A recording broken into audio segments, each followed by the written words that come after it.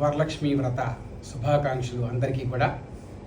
ఈ రోజున ప్రతి వాళ్ళు కూడా ఒక చిన్న సంకోచం. ఈ శ్రావణ మాసంలో 5 శుక్రవారాలు వచ్చినాయి కదా, మరి 2వ వారం చేసుకోవాలైతే 8వ తారీఖు 3వ వారం అయింది కదా, అది ఇప్పుడు ఎట్లా కుదురుతుందని కొంతమందికి అనుమానం కూడా ఉంది. అది నివృత్తి చేస్తాను. కథలో చెప్పుకున్నట్టుగా పౌర్ణానికి ముందు శుక్రవారం రోజున చెయ్యాలి అని ఉంది, అంతే. అది 2వదా 3వదా 5వదా అని కాదు. కాబట్టి రేపు పౌర్ణమి 9వ తారీఖు కాబట్టి ముందు ఏదైతే శుక్రవారం వచ్చిందో అదే వరలక్ష్మి వ్రతం. కాబట్టి రేపు 8వ తారీఖు శుక్రవారం వరలక్ష్మి వ్రతం. టూకీగా అందరికీ అర్థమయ్యే రీతిలో నాకు చాతినంత వరకు మీకు తెలియజేయడానికి ప్రయత్నం చేస్తాను. ప్రతి ముత్తైదువు కూడా అందరూ కూడా సునాయాసంగా ఈ యొక్క వ్రతాన్ని ఇంట్లో చేసుకోవాలి. కొత్తగా పెళ్ళైన వాళ్ళే కాదు, ప్రతి ముత్తైదువు కూడా ప్రతి సంవత్సరము కూడా చేసుకుంటూ ఉండొచ్చు. ముందుగా ఈ వ్రతానికి కావలసినవి పసుపు, కుంకుమ, తమలపాకులు, అరటిపళ్ళు, ఒక్కపడి, సాంబ్రాణి కడ్డీలు, కర్పూరము, గంధము, పువ్వులు, కొబ్బరికాయలు, అరటిపళ్ళు ఇవి సిద్ధం చేసుకోండి. తర్వాత అక్షతలు కలుపుకోండి. చలిమిడి వడపప్పు పక్కన పెట్టుకోండి. అలాగే అమ్మవారి కలశాంతి స్థాపన ఏర్పాటు చేసుకొని లక్ష్మీదేవి పటాన్ని పెట్టుకొని వెండి కానీ, రాగి కానీ, ఇత్తడి కానీ, కంచు కానీ, ఎనపది కాకుండా ఏదైనా పర్వాలేదు పాత్ర, కలశాన్ని పంచపల్వాలు అంటారు, లేదా మామిడాకు పెట్టుకొని తమలపాకులైనా సరే పెట్టి చక్కగా కలశాన్ని అలంకరణ చేసుకొని కలశ స్థాపన చేసుకోండి. ముందుగా సర్వ విఘ్నాలకి అధిపతి మన కార్యక్రమాలు ఎటువంటి ఆటంకం లేకుండా జరగాలంటే వినాయకుడి, విఘ్నేశ్వరుడి అనుగ్రహం మనకు కావాలి. కాబట్టి పసుపు ముద్దతో వినాయకుడిని కలిపి తమలపాకులో పెట్టి బొట్టు పెట్టి మీ ఎదురుగా పెట్టి నమస్కారం చేసి అక్షంతులు, పువ్వులు, గంధము ఇచ్చి కడ్డీలు తిప్పి చక్కగా ఒక బెల్లం ముక్కో, అరటిపండు, కొబ్బరికాయో నైవేద్యం పెట్టి నమస్కారం చేసి 2 పూలు పెట్టి దండం పెట్టుకొని చక్కగా విఘ్నేశ్వరుని పక్కకు పెట్టండి. తర్వాత కలశ స్థాపన దగ్గర ఆవు పాలు కానీ, కొబ్బరి నీళ్ళు కానీ ఉంటే శుద్ధి చేసి నమస్కారం చేసుకుని మీరు ముందు ఆచమనం చేసి చక్కగా మీ గోత్రనామాల్ని మనసులో తలుచుకొని, అమ్మ వరలక్ష్మీదేవి ఏదైనా లోటుపాట్లు ఉంటే క్షమించి మమ్ము ఆశీర్వదించి దీవించి తల్లి దండం పెట్టుకొని పూజ మొదలు పెట్టండి. ముఖ్యంగా ఈ కలశానికి మనము దేహశుద్ధి కోసం ప్రతిరోజు మనం పిల్లలకి స్నానం చేయించి బట్టలు వేసి ఆ అలంకరణ బొట్లు పెట్టి అలాగే భోజనం పెట్టి ఎలా చేస్తామో పూజ కూడా అంతే. ముందు అమ్మవారికి స్నానం చేపిస్తాం, ఆవు పాలు, కొబ్బరి నీళ్ళు, తర్వాత మామూలు నీళ్ళతో స్నానం చేయించండి. తర్వాత వస్త్రం, యజ్ఞోపవీతం, దూది ఉంటుంది కదా పత్తి, దాంతో వస్త్రాలు చేసి అలంకరణ చేయండి. గంధం అలంకరణ చేయండి. పుష్పాలు పెట్టండి. మీరు ఏదైనా కొత్తగా ఆభరణాలు ఏమన్నా చేయించుకుంటే, బంగారు ఆభరణాలు ఏమన్నా ఉంటే అలంకరణ చేయండి. అలాగే 5 పోగులతో తోరం 5 ముళ్ళు వేసి అమ్మవారికి తోరాన్ని అలంకరణ చేయండి. అలాగే 9 పోగులది తోరాలు 2 పోసి పెట్టుకోండి. ఒకటి మీకు, ఒకటి ముత్తైదుకి, మొత్తం 3 తోరాలు. 5 పోగులతో 1, 9 పోగులు 2, 9 ముళ్ళతో తీసి పక్కన పెట్టుకున్న తర్వాత ఈ తోరాన్ని అలంకరణ చేసి అమ్మవారికి సకల ఆభరణాలు కూడా చేసి చక్కగా ఓం శ్రీ వరలక్ష్మీ దేవ్యై నమః, ఇదే మాట, శ్రీ వరలక్ష్మీ దేవతాయై నమః, మీకు ఎలా సౌకర్యంగా ఉంటే అలా 108 సార్లు, ఓపిక లేకపోతే 54 సార్లు అయినా సరే అన్ని పుష్పాలు పూజ చేయండి, లేదా పత్రి పూజ చేయండి. అవేవి లేకపోతే తక్కువగా ఉంటే అక్షతలతో పూజ చేయండి. అష్టోత్తరమైనా అదే. చక్కగా సాంబ్రాణి కడ్డీలు వెలిగించండి, కొబ్బరికాయ కొట్టండి, చలిమిడి, వడపప్పు, పండ్లు నివేదన పెట్టండి, కర్పూరం ఇవ్వండి అమ్మవారికి. తర్వాత పూర్ణాలు ఏవైతే ఉన్నాయో 9 పూర్ణాలు అమ్మవారికి వాయనం ఇచ్చి 9 పూర్ణాలు ముత్తైదుకి వాయనం ఇవ్వాలి. చక్కగా గ్రంథి పూజ అంటారు. ఆ తోరాల మీద పసుపు, కుంకుమ, గంధము, అక్షతలు వేసి తోర గ్రంథి పూజ అంటారు. శ్రీ వరలక్ష్మీదేవి నమః ప్రతి మాటకి అదే అనుకుంటూ చక్కగా ఆ తోరాల మీద కూడా పూజ చేయండి.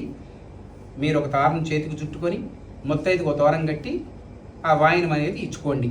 తర్వాత కథ వినండి. వరలక్ష్మీదేవి వ్రత కథ విని అక్షతలు శిరస్సుని వేసుకోవాలి.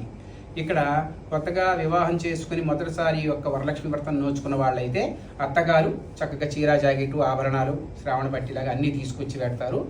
ఈ చీర కట్టుకొని వచ్చిన తర్వాత చక్కగా ఈ వాయనం ఇచ్చి కథ వినాలి.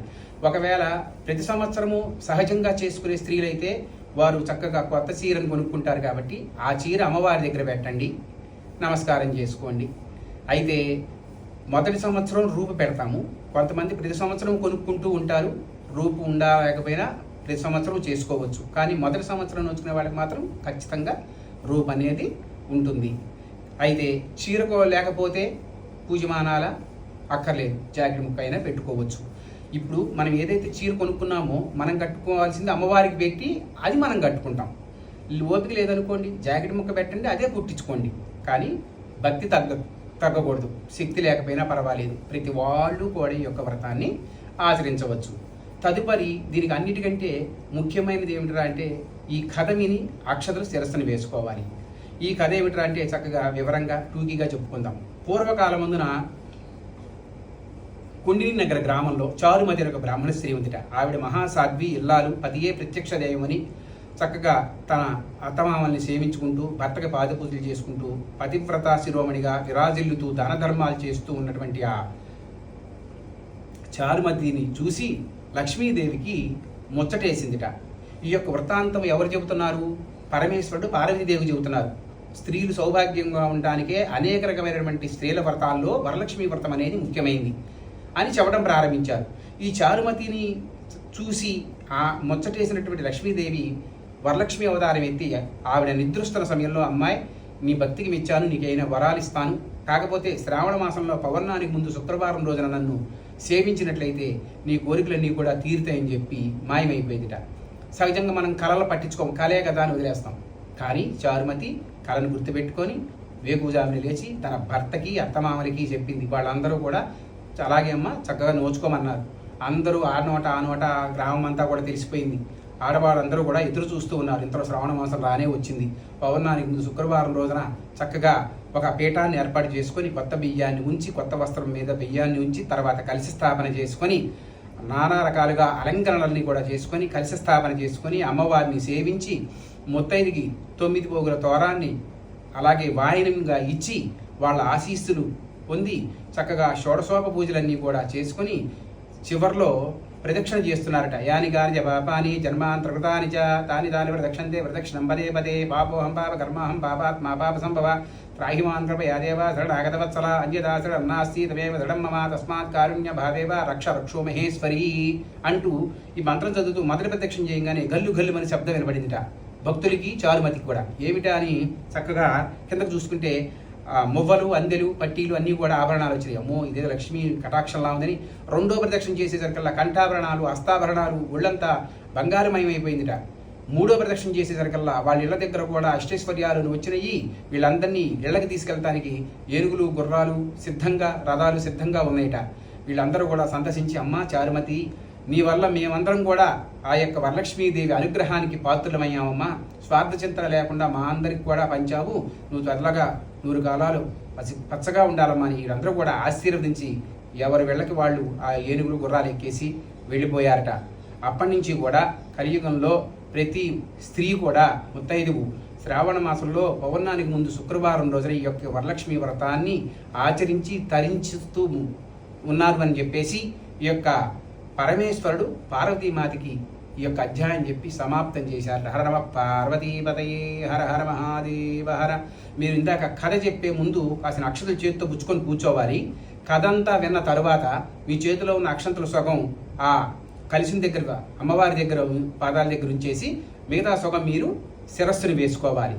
కథ విన్నటం అయిపోయిన తర్వాత వాయనం కూడా ఇచ్చేసావు కాబట్టి చక్కగా ఈ తోరాన్ని గట్టిగా ముడి వేసుకొని తీర్థ ప్రసాదాలన్నీ కూడా తీసుకొని బంధుమిత్రులతో కూడా కూర్చొని షట్రసోపేయమైన భోజనాన్ని స్వీకరించి అమ్మవారిని సేవించి తరిస్తారు అని చెప్పి ఈ యొక్క వరలక్ష్మి యొక్క వృత్తాంతాన్ని సమాప్తం చేద్దాం.